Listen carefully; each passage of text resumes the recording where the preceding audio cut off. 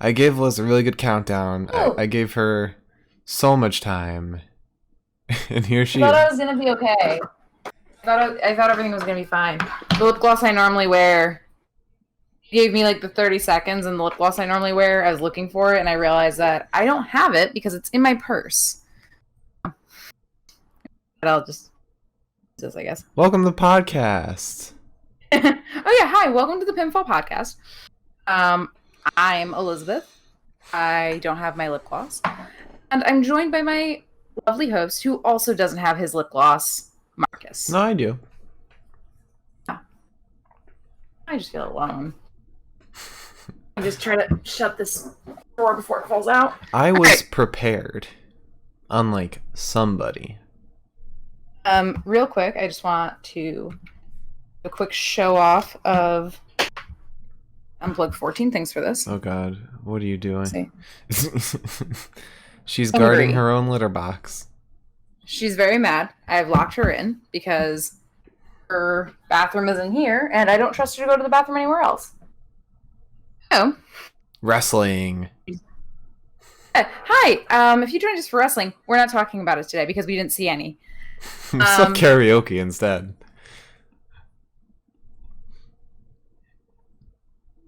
Like, what is happening with Smackdown? I just want to know. I want to understand. I want to come from a place of understanding. But I can't. I don't know what's happening. What's happening is Daniel Bryan's leaving. And Sheamus won't show up anymore. Because he won't stop drinking. Sheamus is having his own drinking problems back in Nashville, apparently. But he's really happy about it. You know what? Good for him. He earned it. Yeah, I feel like if we didn't have this podcast, I'd probably just be like, I'm turning SmackDown off for like a couple weeks until something changes. Yeah, honestly. We'd watch 205 Live instead. You know what? Maybe if it keeps going down this path, we'll just have our post show later, and we'll just recap 205 Live because I am sure that it is considerably more exciting than anything we have been put through today or the last few weeks alone. To like do a good job of staring into my camera as opposed to me. Maybe not.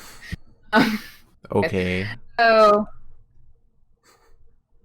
we started tonight with Ms. TV. And by Ms. TV, it's not just the Miz, it's also John. So Ms. TV with John Morrison. Can I just say something real quick? This something besides the karaoke I'm mad about today. Okay. We had 4 fights. 2 of them, half of them, ended in disqualifications where neither side won.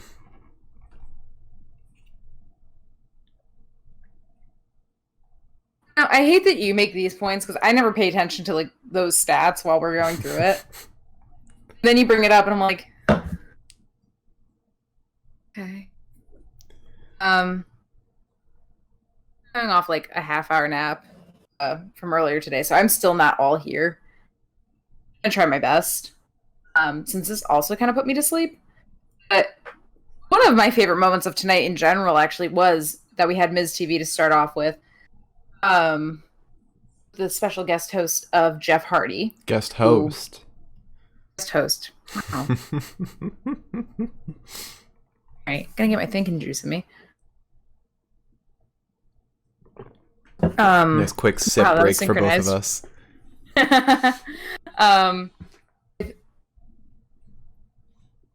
Star, wow. I can't believe it took me that long to think of that word. Do you want me to host today? We can put pizza on. Going to the bed.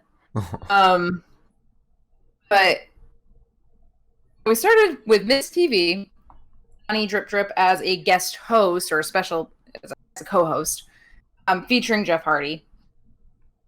And most of the beginning of this was them just making fun of his addiction problems, which enough when like John Morrison does, and I'm like, whatever, it's fine. This isn't uncomfortable for me.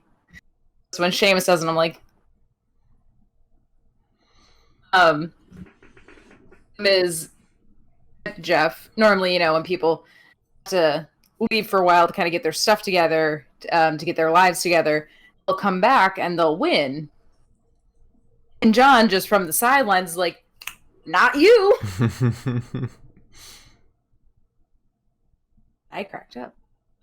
Basically, Jeff did the same speech that he always does, where he says that he's overcome a lot. He doesn't want to disappoint people anymore. He feels bad that he's had to disappoint people. He's gonna defeat Sheamus one way or the other.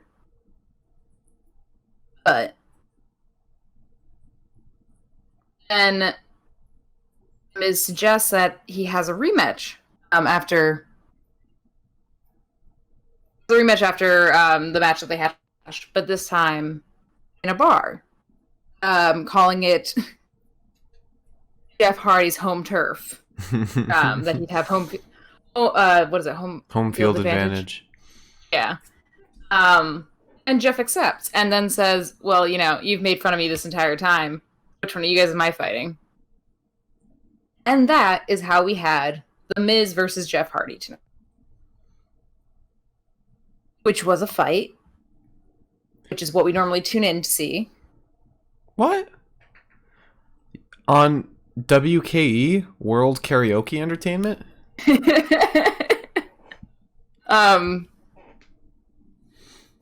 Cat's like staring at the wall. I need like blinders on when I'm doing this. Miz comes in. He's got Jeff in a headlock, clotheslines him. It's kind of carnage for like a hot minute with the Miz on top. But he consistently did the same move where he tried to jump off the top rope. And Jeff Hardy just either like gets him with like his fist in the stomach, knees him in the stomach. It's like after the third try, maybe we shouldn't be doing this constantly. I think the most entertaining part of this fight was John Morrison on like the sidelines cheering and making fun of Jeff Hardy as they went. Even after a DDT from Miz, Hardy's still kicked out. Basically, he clotheslines the Miz, drop kicks him, body slams him. It is a sampler plate of Jeff Hardy moves. Spin kicks him, and then Sheamus interrupts. First of all, the daylight that was streaming through Sheamus's window looked like early daylight. He had a beer. Like could have been sunset daylight. It definitely could have been. I'm not saying anything. He's Irish. It's fine. Still, Sheamus has a beer. You can tell it's pre-recorded because it doesn't totally look like he knows what to say. Like, there's no like talking to each other at any point. So like it kind of just looks like he's just like, especially towards the end, killing time. Miz takes advantage of this interruption while Jeff's distracted. Then it doesn't work out, and Jeff Hardy basically sits on his pin him and win. This would have been a really good fight otherwise. Like, I was thoroughly enjoying it up until this point where Jeff Hardy accidentally wins. I don't know if it was accidental. It just didn't look like he was supposed to roll him up that particular way. Yeah, he just like tumbled on top of him. It was very weird. And the entire time afterwards, Sheamus is just like sitting there like, congratulations. And then like pausing and then saying another nice thing. And I was like, I know this isn't live. I know he's not calling in through Skype, but like, what's happening? Yeah, every single fight today had a really bad ending. Or dumb ending. Yeah. It was an interesting fight. It felt like a good old Smackdown fight. I should learn, because it seems like SmackDown has now put like their best fight at the top of the night. Yeah. And then it progressively gets worse and worse and worse and worse. Well, Anyway, it gets it got maybe not worse and worse, just like weird. yeah. Also, you're lagging quite a lot now. You're lagging too. Am I? Okay, let's stand still for a second. Hear me?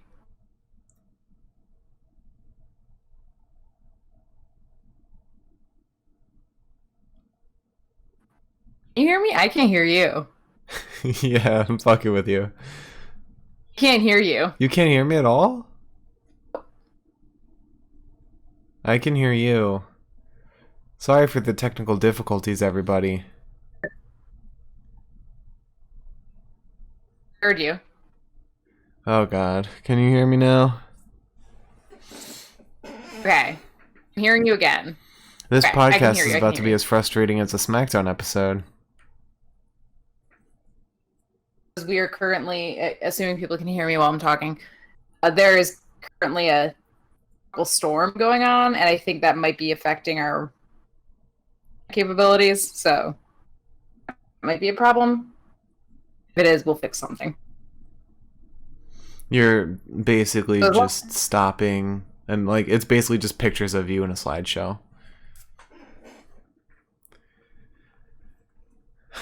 okay. Well, I can hear you, so Yeah, no, I hear you. okay. Is my camera like even working right now, No, or it's no? it's gotten better. You're good now. Okay. I would assume this would happen considering the weather. So, all right. After that match of sorts, we had Cesaro and Shinsuke backstage, and basically Cesaro was just mad that Sarah, the interviewer, considered it as an upset if they were to win against the New Day tonight, considering they have beaten the New Day several times recently. That was that. That was, I guess, a promo. Then we had Sasha Banks and Bayley versus Alexa and Nikki.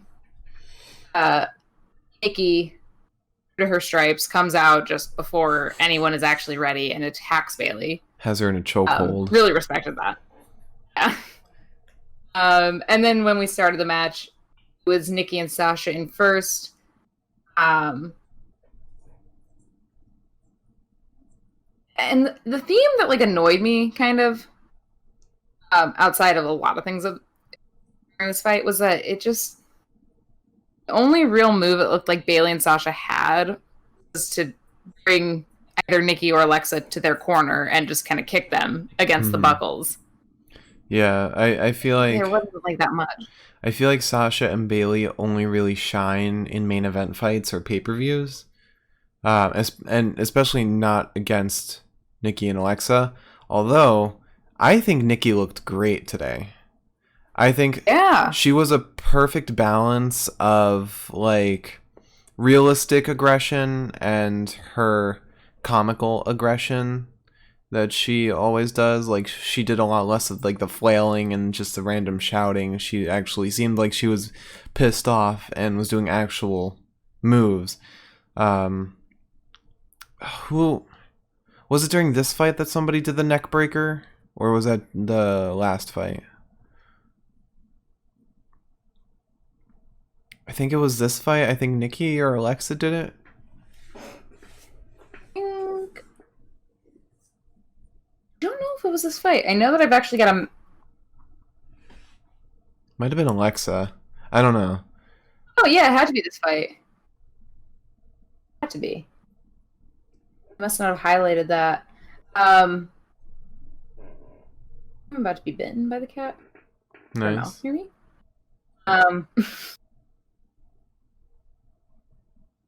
I can't find that note, but I know for a fact that that is somewhere. Just sitting in front of me, actually. Okay.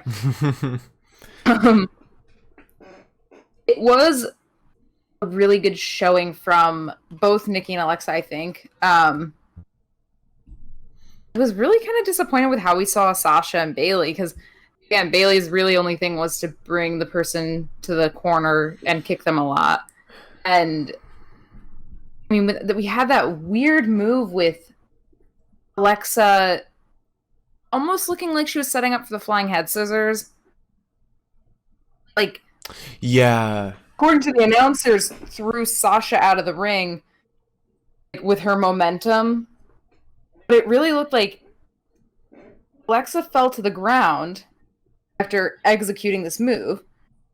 And Sasha was like, oh, I was supposed to be out of the ring at this moment. And like kind of threw herself. She like stumbles. It looked like she landed on her feet. Yeah. And then was like, oh crap, that wasn't how that was supposed to go. Yeah. It was weird. Very weird. Very awkward. I think the highlight of the fight was Nikki getting was it Bailey in the apron? Or was it Sasha? Yes. She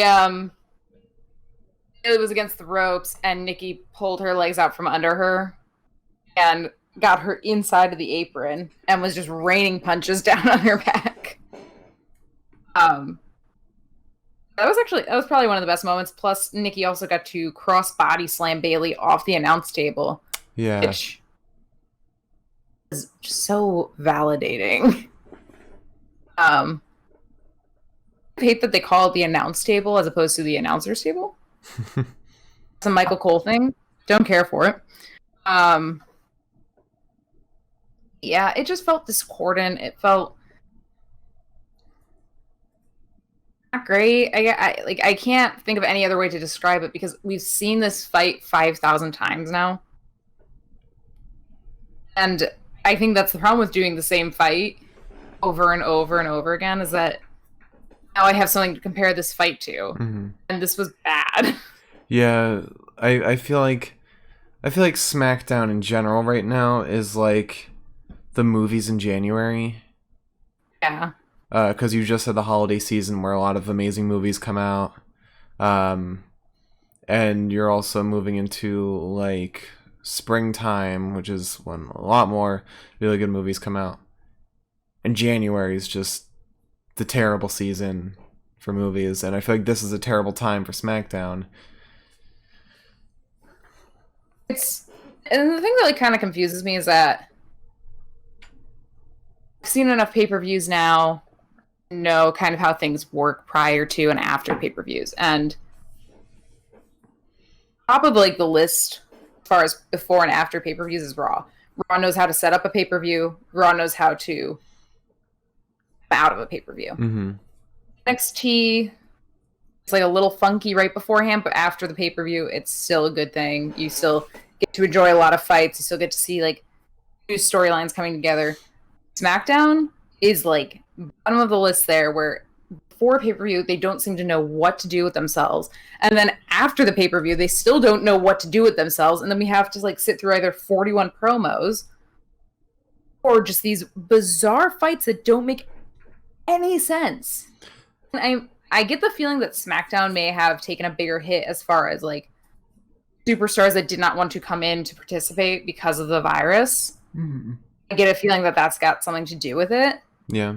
Maybe that's why they're reeling a little more. I think Raw has had a lot of luck in the sense that, like, you know, SmackDown had Jeff Hardy come back. Great. Raw has seen Randy Orton come back. Raw has seen Big Show come back. Raw has seen Christian Edge, Ric Flair. Mm-hmm. All these people coming back, and it's like Heath Slater. I think SmackDown's just, yeah. I feel like we're watching struggle because it's almost like a store when like 4 people quit. They've only got 5 other people on the staff, and they're like, "We do." What what SmackDown fights happened at NXT or not? Wow, what SmackDown fights? What SmackDown fights happened at Backlash? I'm having a lot of trouble thinking of like what people from SmackDown fought. You didn't have the Intercontinental. You had Jeff Hardy and Sheamus. Yeah. I'm sure you had Bailey and Sasha against someone, right? You had Braun, Miz, and Morrison. Yeah.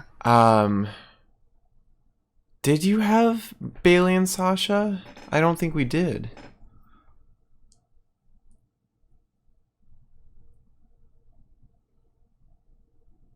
Unless it was against just Alexa and Nikki again. You've been. But wasn't that like the match where they had no, wasn't Bailey, Sasha, Alexa, Nikki, and the Iconics? yeah, okay, yeah. Yeah. Hey, Um, see, that's the thing though, is that it's like it's all these like superstars that are really kind of one you want to watch are on Raw right now. And I think that like if WWE was smart enough, they'd just be like, hey, let's loan a couple guys over here. Let's just bring one or two guys over here just for a couple weeks. It's fine. You know? I'm surprised they don't have any of like the Raw guys come over to SmackDown for a little bit. Like That's what I'm saying. Drew hasn't been to SmackDown, at least that I know of. Asuka hasn't been over there at all. The Street Profits haven't. Like I don't know what the exact rules are as far as like who can and cannot, according to WWE law, travel between brands. I don't know the real rules on that. I know that Charlotte Flair could with her NXT title. I don't know how everything else works specifically. I know that Bailey and Sasha can too. Right now, unprecedented times call for unprecedented solutions. Yeah. And I feel like they're taking it far more seriously as far as like what their like rules for inter-brand travel go. Because I just feel like if they let Drew come over and fight somebody, I mean, I know he wants to fight Braun. I know he's not going to fight Braun apparently until WrestleMania because I don't know what else the grandest stage in the world could possibly be according to Braun. If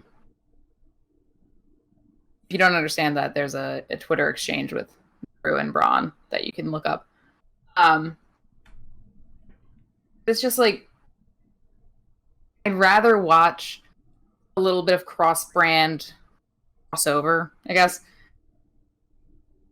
as opposed to watching the 14th fight that we've seen with Nikki and Bailey and Sasha and Alexa, or it's like the same old schlock every week. Yeah. It's tiring. I know that it's hard, but like they're so desperate that they're giving Matt Riddle a title fight. I wasn't going to talk about that yet because that's part of a promo. But when we do, I just want everyone to know I'm untethered. I'm unhinged. I have transcended where a human being should be mentally about wrestling. And it seems like they don't have any enhancement talent anymore because you don't have anybody just fighting nobody from the NXT. Yeah, you have a whole crowd of them. It sucks so much because SmackDown. I was gonna say get Rick Buggs in there and have like Braun Strowman fuck him up. Rick Buggs was unfortunately on full display tonight. To everyone who did not get the chance to watch. Everyone who does not know who Rick Buggs is the super jacked black hair ponytail guy with he's wearing a tank top. He's so annoying. Drives me up the wall. I personally want to fight him. And recently WWE's been kind of putting him on the sides, I think, for different matches. I don't know how like the whole how it works as far as like where people are standing. I don't know if it's their choice or someone else's choice. Tonight he was on full display and I wanted to punch myself in the face. He touches the plexiglass so much. His germy little hands. Oh my god. Anyways, shall we never continue? finished talking about Nikki and Bailey and all that stuff. I mean, what's there to really talk about? Not much happened. I just didn't say who won. Oh, honestly, okay. That's it. There's nothing else. Fair. It's basically what happened afterwards was there were some illegal moves, as anyone can expect from a tag team match with Bailey and Sasha. The ref got distracted, did not notice. They got the upper hand. Banks was out of the ring. Alexa Bliss was out of the ring. Banks threw Alexa Bliss into the barricade. And that incensed Nikki, who went after her with a drop kick, and Bailey took advantage of that distraction by pulling Nikki back, rolling her up, pinning.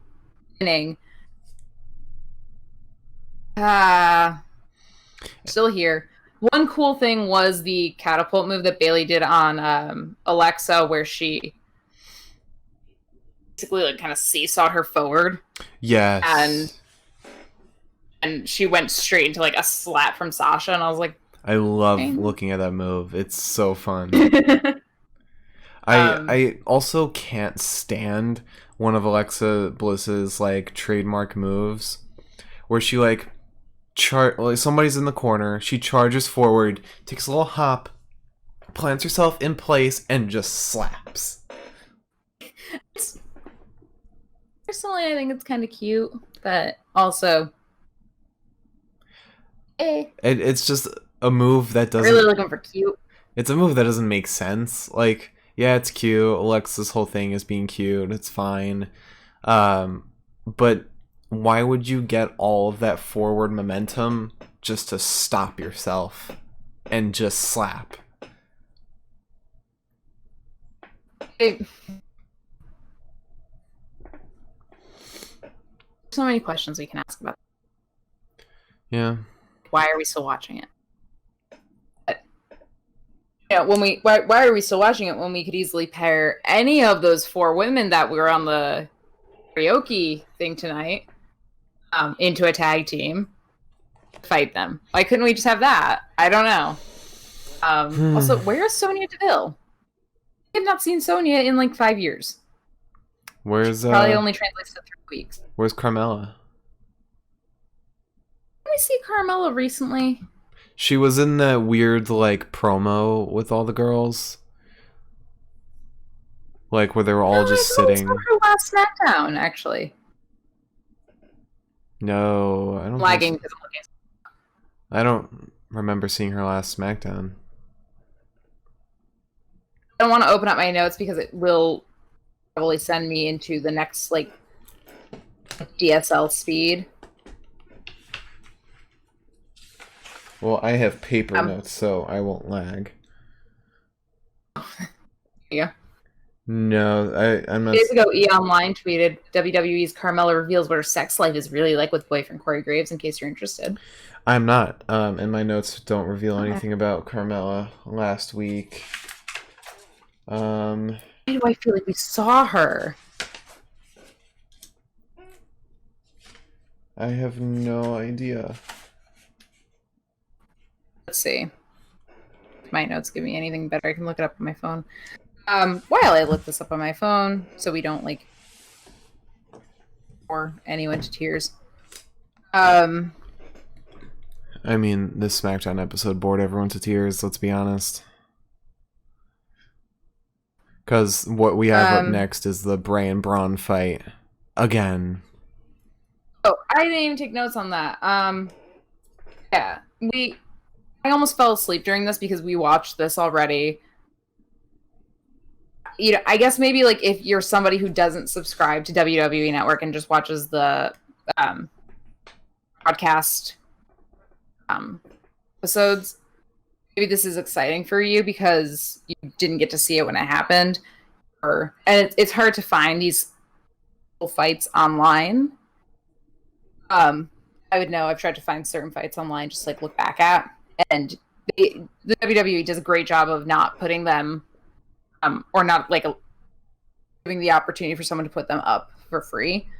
I guess if you haven't seen the Money in the Bank pay-per-view match, this was awesome to get to see. However,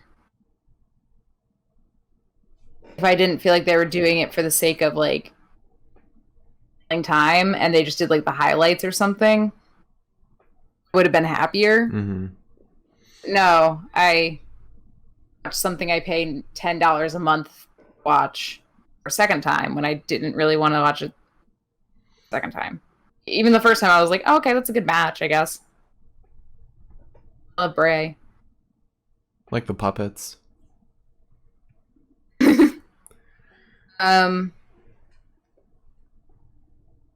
Just trying. Bailey and Alexa, Bailey and Sasha, AJ Gulak, Miz Morrison, Corbin, Ertl Morrison, Matt Ertl. Really, is that literally all that happened? Yeah. Braun and Bray, New Day. Whatever. Yeah, I don't care. I like Carmella enough to keep looking. Yeah, recap of the Braun and Bray match. Didn't even take a note. Shouldn't have taken notes because if you saw it, you saw it. If you hadn't seen it yet, you saw it. If you didn't even watch tonight's Smackdown and you didn't get to see it, more power to you, buddy. He came out as the winner tonight, so. We then had Big E and Kofi backstage, and honestly, I feel like Big E's energy to have like its own personal workout for him. Like, I feel like to sustain that much, just like physical energy and like vocal energy, you have to like do something. Just say, you know, they're not scared of Cesaro and Shinsuke. That's pretty much the point. He inspired me with his own little rant, I guess. Maybe that's what you'd call it. At this point, I feel like the only people I really enjoy watching are Big E and Kofi. Maybe Cesaro and Shinsuke, but Big E and Kofi, that's pretty much where it's at for me. Not Miz and Morrison? I like watching them, but like I don't love watching Miz's style of wrestling so much. Yeah. It's kind of a dime a dozen, which is why when Morrison gets in during their tag team matches, or when it's just like is in the position John Morrison was in tonight, just like calling from the sidelines, it's more exciting to me because I think John Morrison's just a really interesting guy to watch. Also, I don't want to put them together. I feel like the crowd sucks when watching those two, because especially the developmental crowd, because they legitimately only boo Miz and Morrison, even though they're not technically heels, they're not technically faces. They're sort of like Charlotte Flair. They're kind of just their own characters. So it's very weird to tell this crowd to only boo the Miz and Morrison, even though they were they were saying some nice stuff about Jeff Hardy at some point, and then they booed them right at that moment.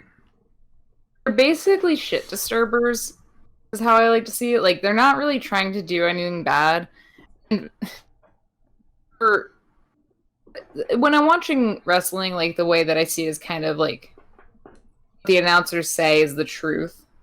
Unless, like, that's where the writers were kind of trying to go with something.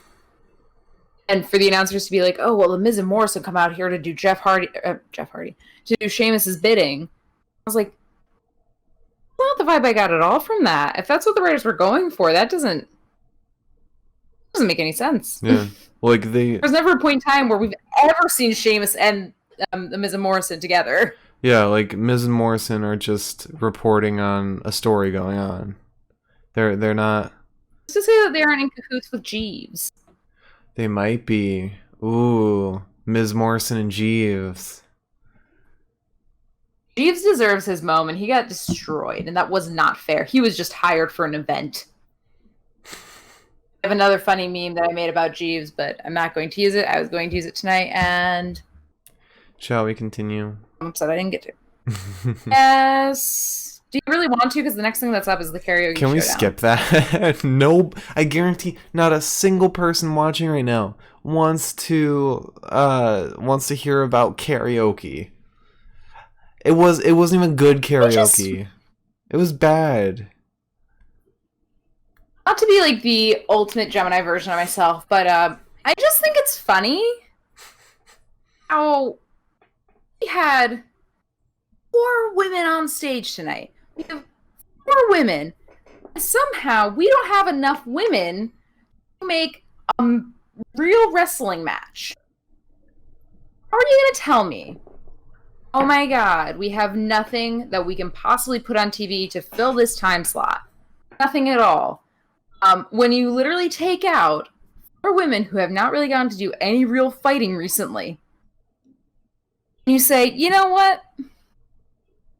Instead of wrestling, which is what you've trained to do for at least the last, 5 to 10 years of your life, let's do a karaoke showdown. Because you ladies, you're so pretty, so delicate.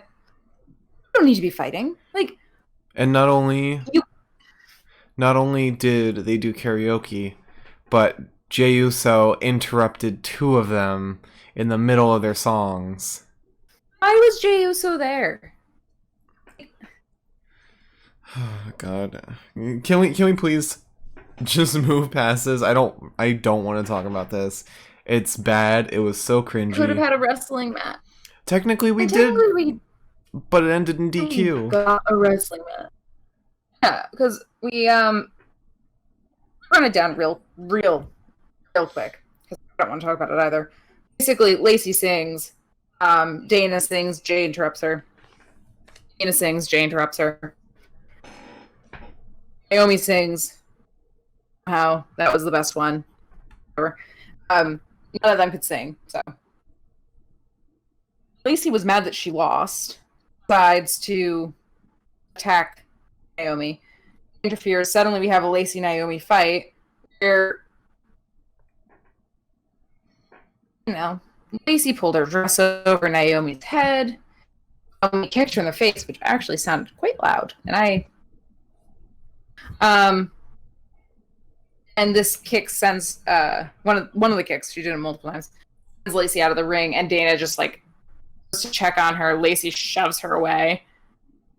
Dana's just like, "Suck it up, you lost. Just walk away." And I was like, you know what, Dana? I don't normally like you. Right. Dana basically jumps into the ring, attacks Lacey. Lacey walks away. Tamina is defending Lacey. No one, it was originally Lacey versus Naomi. And you know what we could have had instead of all of this? Fight between any of the four women. Any of them. A real wrestling match, if you will. Yeah. Give me Tamina and Lacey versus Dana and Naomi. Tag team. Fun. Good stuff.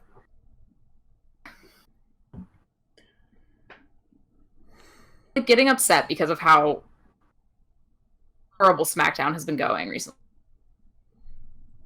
Do you want to move to the next thing that happened so we can just stop talking about this? Okay. Do you want me to move us forward? AJ Styles backstage. Actually, I'm just gonna get mad again. So No, yeah. let me fire myself back up. AJ Styles is backstage. He's excited because he beat Drew. And Drew Gulak did not do anything useful during the fight whatsoever, which was annoying to me because Gulak is a great wrestler. Don't know why they made him look so bad. And then Sarah informs AJ that next SmackDown, AJ is fighting Matt Riddle in a title match. Matt Riddle, who, yes, has been in NXT for a handful of years now, has built up his name there, sure. Just got called up to the main roster, I think, a month ago now. And suddenly is getting his first title match after 2 weeks. 2 weeks of fighting. I think. He's after 2 to 3 weeks of fighting in SmackDown, he gets a title opportunity. Meanwhile, Drew Gulak just had his first title opportunity last week. His first title opportunity at all. Now, I have my feelings about Matt Riddle, just because I don't know what's going on with his allegations or whatever, and I like to err on the side of the accuser in those situations. Even without that, pre-existing knowledge in my head,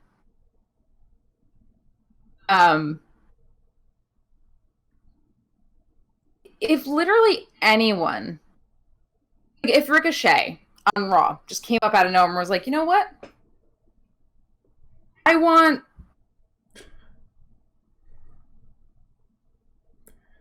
if he was just suddenly I want the United States title. Be like, you've been here a while, but you just came back. Came back.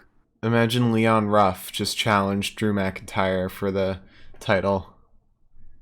That's what this feels like. Oh, after all the beatings Leon Ruff has had to take on recently for various superstars, I think he deserves it, actually.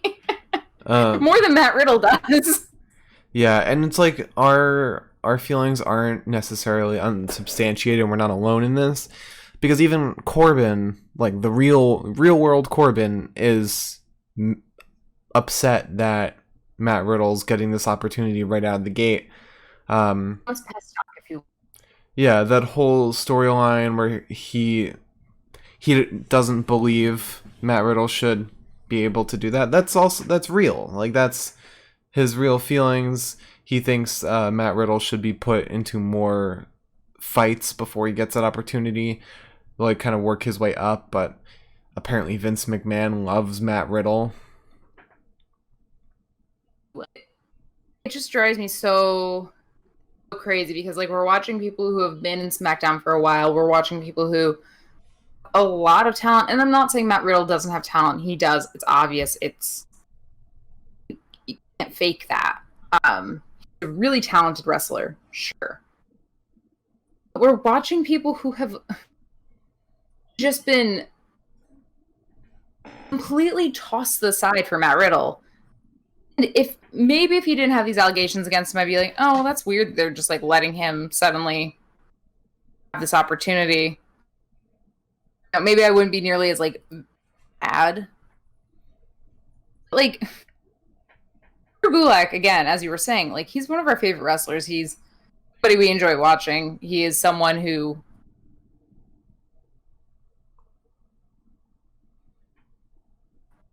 is so easy to get behind as a human being and as like a wrestler. And for him to get his first title opportunity after having been with SmackDown for like a minute now, and Matt Riddle, in spite of everything that's happening in the media, him to get that title weeks and months and years earlier than Drew Gulak ever did, it's like, all right, I guess. I mean, look, I never wanted to have to root for AJ Styles, but I feel like I have to now because I don't want Matt Riddle to get the title this early on. Look at Randy Orton. He came back not too long ago, and he hasn't had a title fight. And he's been back longer than Matt Riddle has been in SmackDown, and he hasn't had a title fight. Only like a few people that like could have come up from NXT that I would have been like, what makes sense that they want the title, and that is Finn Balor, Finn Balor, Adam Cole, Johnny Gargano, Adam Cole. Those are the only 4 people I would have been like, I get that a pass. I know they've put their dues in. Cole is still technically a baby, if I'm not mistaken. Call him Matt Cole. I call him Matt Cole. You kind of lagged when you said it, so I didn't hear the first name. Matt Riddle's 34, but in terms of his like career, I don't think he should. I think he's definitely too young to. He signed with WWE in 2018. Yeah.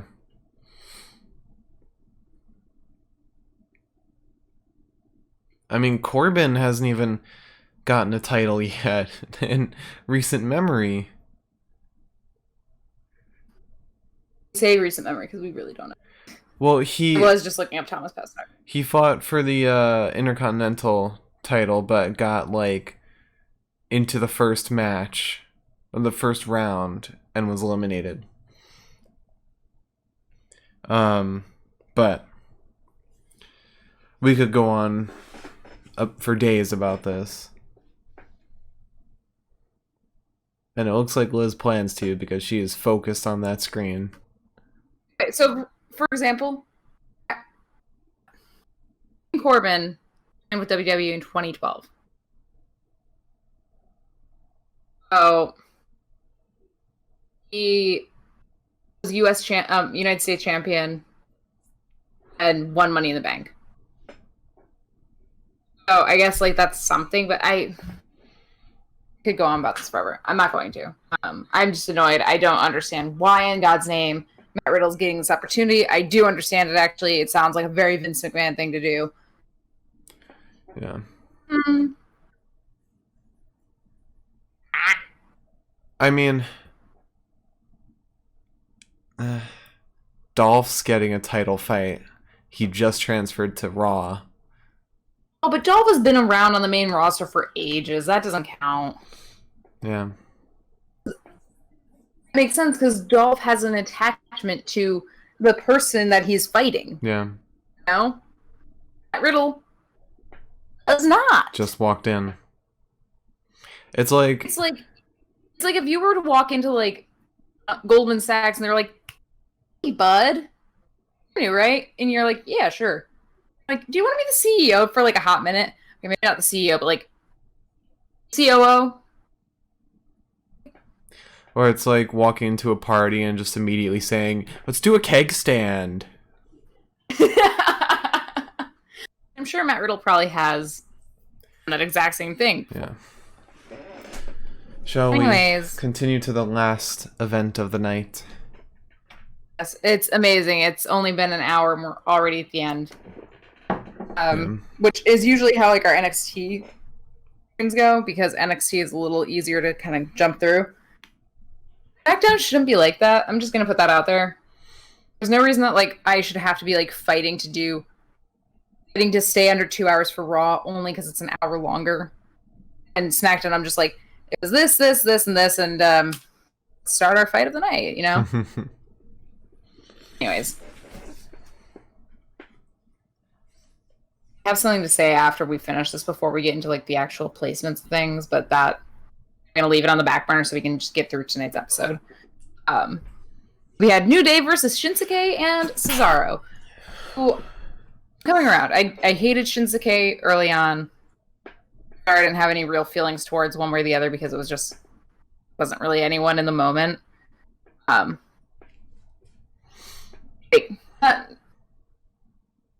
When I started watching religiously, he was on the tag team, and I didn't really care.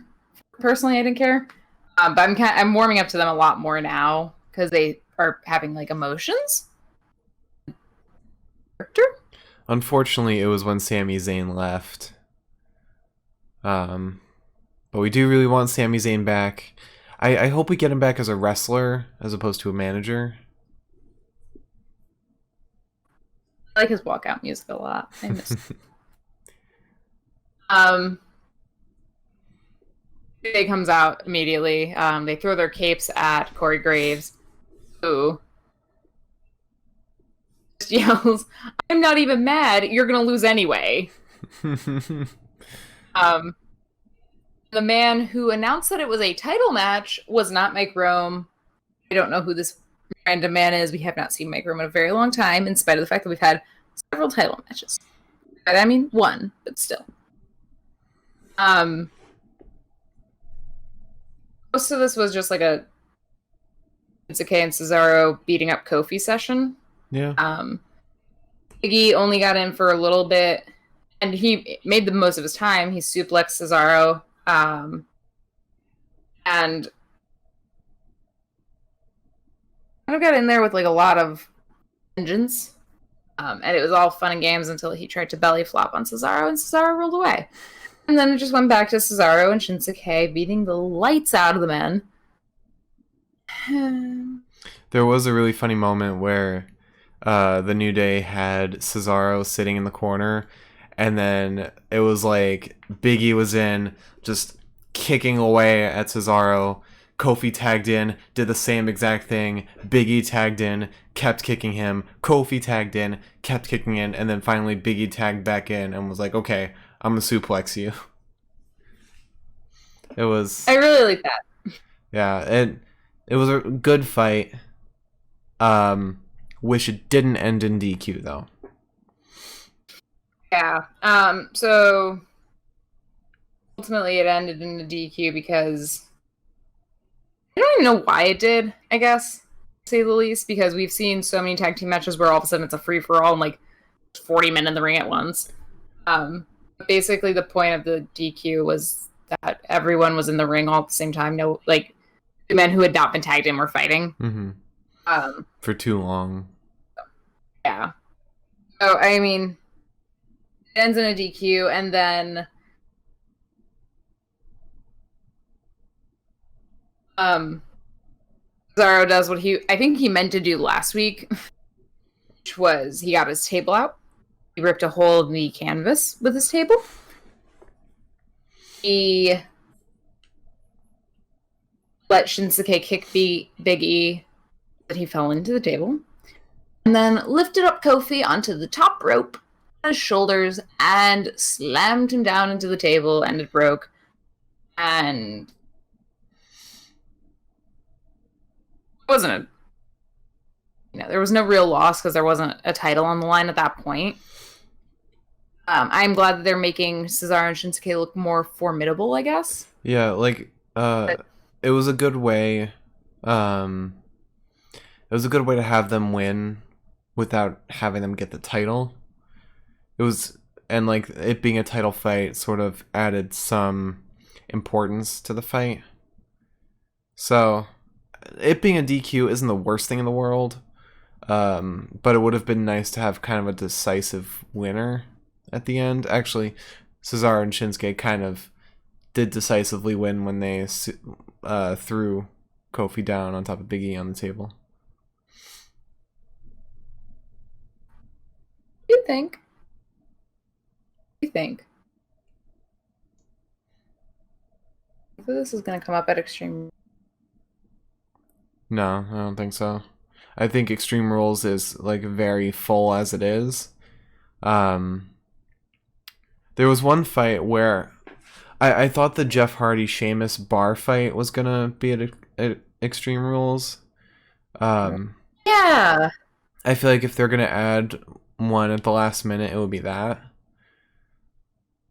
But I don't think they are going to add more. I would need to check back to see all the fights that they plan on having. In fact, let me do that now. Let me see everything we got going. Extreme Rules 2020. Thought today was. I was just say that I thought that this coming Sunday was Extreme Rules, and I'm pretty sure I made that mistake multiple times. The Jeff Hardy versus Sheamus fight is scheduled for Extreme Rules. Wait. I didn't make that prediction. I was talking about Ancients again. So I kind of expected that at least. Yeah. But right now there are 7 fights going on. You got Drew versus Dolph, Asuka versus Sasha, Bayley versus Nikki, Braun versus Bray, Ray versus Seth, Apollo versus MVP, and Jeff Hardy versus Sheamus. So they could fit another one in, I guess. They said Bray versus Seth, and I was like, yeah, Bray versus Seth. That'd be a cool fight. Do you want to apologize for last week? I think I may have said that this weekend was the pay-per-view. It's not.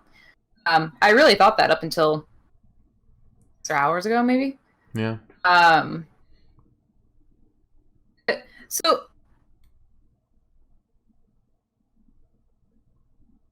I guess I'm just like getting frustrated because at this point now we're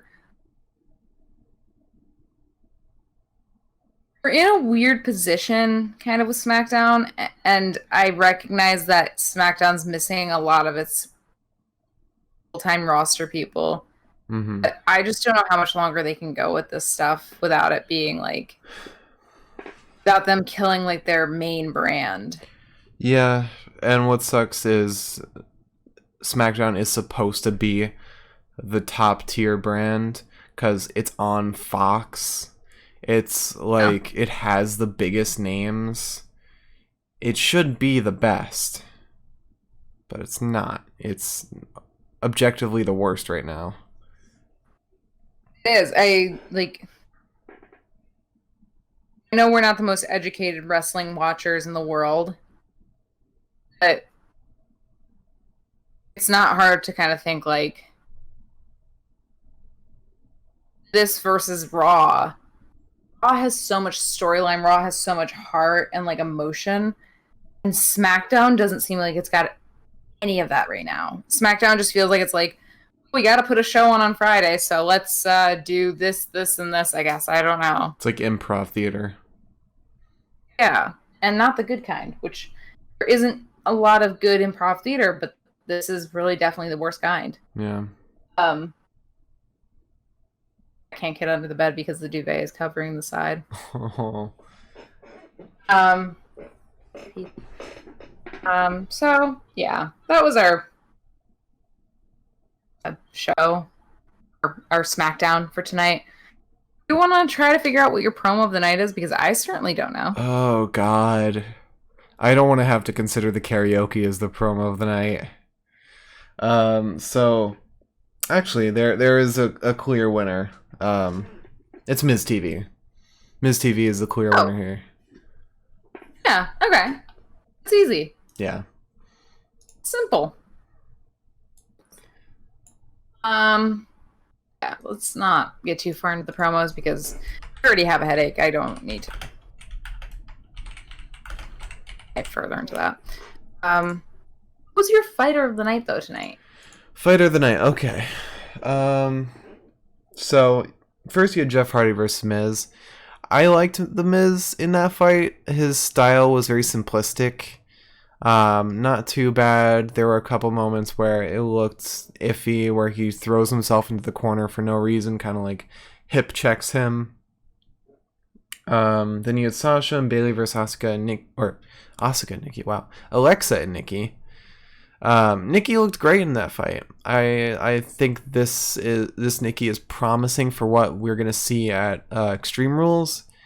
I think that she can only get better, especially if it's for a pay-per-view.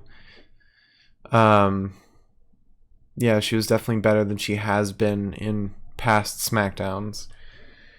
Then you had the Naomi versus Lacey Evans fight that lasted 2 seconds. And I don't even want to think about picking a winner for that because it was just bad. And then you had New Day versus Cesaro and Shinsuke. This one's tough picking the best because I was very impressed by Cesaro and Kofi. And Big E to an extent, but I don't think I liked him as much as Kofi and Cesaro. But it's tough. I think the best one, just by an edge, would be Cesaro. And I think he'd be my fighter of the night. Because he's always amazing. He's always great. But what really, there was one move that really convinced me that he was the best tonight. And it's so simple. It's such a small little thing. But normally a wrestler, and I hate this move, they'll just throw themselves into somebody who's in the corner or just throw their hips at them. Cesaro did that, but he made it look like an actual wrestling move or an actual fighting move. He threw himself into the corner and gave an uppercut as he was doing so. So it seemed like it had a little purpose and was supposed to do damage as opposed to just throwing yourself. And being able to turn such a simple technique into something that looks real, I think is the sign of like a really, really good fighter, a good wrestler. And just all around, he performed the best. Although he wasn't the flashiest, he's still like an amazing wrestler. And then performing that last move onto Big E and Kofi was great. His reactions are also amazing. He sells everything so well. His character is like top tier for SmackDown right now. He's everything we should be getting from SmackDown.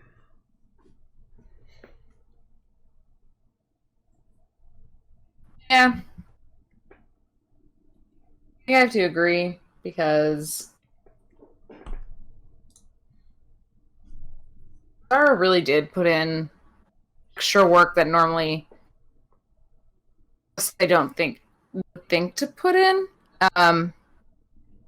And for a slightly different reason from what you were saying, at the point where Cesaro and Shinsuke were out of the ring and Kofi jumped down onto them from the upper rope, normally that's a move where like the person who jumped tackles the two guys and it's back in the ring. The fact that Cesaro countered it with an uppercut, and sold where it he well. was on the floor. Yeah. It was exciting, and I kind of changed the tides in a way that we don't normally see in wrestling, or at least in recent WWE matches. So I definitely think that has plays a strong role in my decision to say yes to Cesaro being the fighter of the night. So Jason Statham is the fighter of the night. Cool. Right. Jason Statham in Red 2. Yeah. Even though he was not in Red 2. He not? That was Bruce Willis. Bruce Willis. Or John Malkovich. They're both bald. Or the Expendables, right? Yes, Expendables. There we go. Or Hobbs and Shaw, whichever you prefer.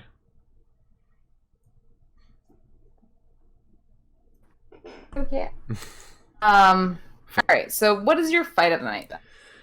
All right. So, although we talked a lot of shit about these fights, it is kind of hard to pick a fight of the night. You had Jeff Hardy versus Miz. Would you put that on a billing? That sounds like a great fight. That sounds like it would be something that would be like a main event fight. It was just missing a little bit of finesse with the techniques and everything. I think it could have been a lot better, but it definitely could have been a lot worse, and there is worse tonight. Then you have Sasha and Bayley versus Alexa and Nikki, which was a decent fight. We could have seen better from Bayley and Sasha, and Alexa too. But the fact that we got Nikki at like the best we've seen so far, I'm kind of satisfied with this fight, especially since it actually had a decisive winner. And then lastly, New Day versus Cesaro and Shinsuke, which it was a title fight. It was the main event fight. It was great. I didn't really like how it was a DQ, but like I said, it's a creative way for them to have Cesaro and Shinsuke be somewhat victorious while also having New Day keep their titles. And it was equal parts funny as it was tense.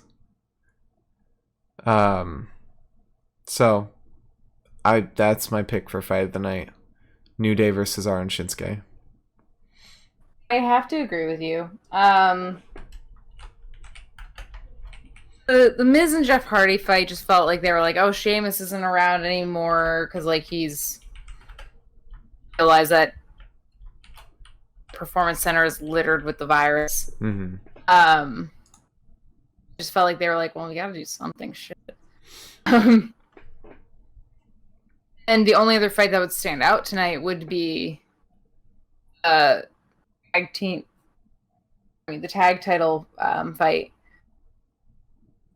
because Bayley, Sasha versus Alexa and Nikki wasn't all there, and the Naomi versus Lacey fight just. I know I was like complaining that I wanted to see an actual fight as opposed to a karaoke contest. The fact that there was a karaoke contest before this actual fight. And the fight lasted. For me. It lasted 2 seconds. It didn't even make sense. Like, no one won and no one lost, really. Yeah.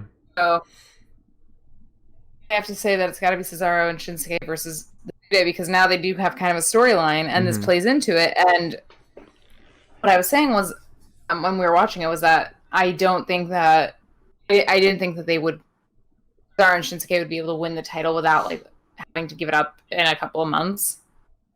But tonight we got to see them win in such dire circumstances that actually getting the title away from the New Day. And I liked that. I liked Yeah. that I could just kind of pretend. Because I don't want to see the New Day lose their title, but like, there is a like dark spot in my mind that's like, You know, it'll be a really cool matchup, like a cross-brand matchup. Cesaro and Shinsuke versus Imperium. ooh, that'd be really cool. I feel like Cesaro and Shinsuke would lose, but that would be an incredible storyline they could do. That'd be really cool. I feel like Cesaro would have to like carry them.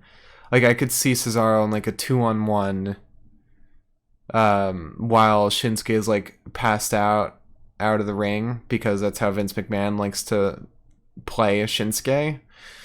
Yeah. But I just think that would be a really cool matchup, and a matchup that they deserve because they haven't been getting the great treatment that they should be getting. It's literally their story arc right now. They just want better fights. They should go to Raw.